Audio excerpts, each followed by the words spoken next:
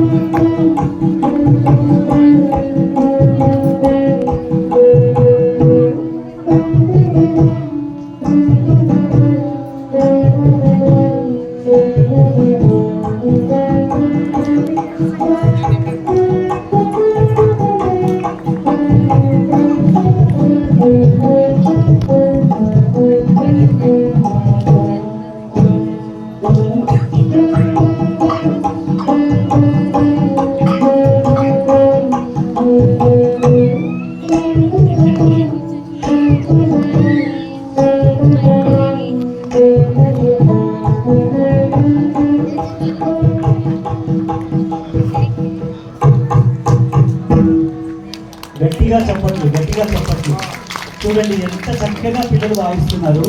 ఒకసారి ఆ మల్లికార్జున స్వామి ఆశీస్సులను ఇక్కడ మల్లికార్జునుడు గారితో మృదంగాన్ని పంపించి ఇక్కడ అందరినీ అలరింపజేస్తున్నారు. కాబట్టి గట్టిగా మీరందరూ చప్పట్లు కొట్టాలి.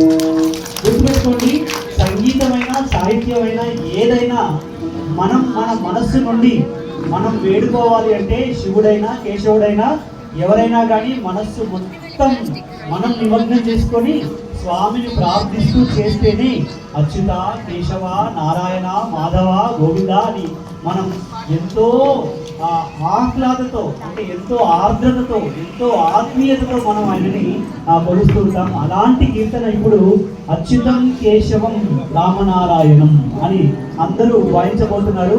మీరందరూ కూడా గట్టిగా మళ్ళీ చప్పట్లు, మీ చప్పట్లే వాళ్ళకి ఆశీస్సులు.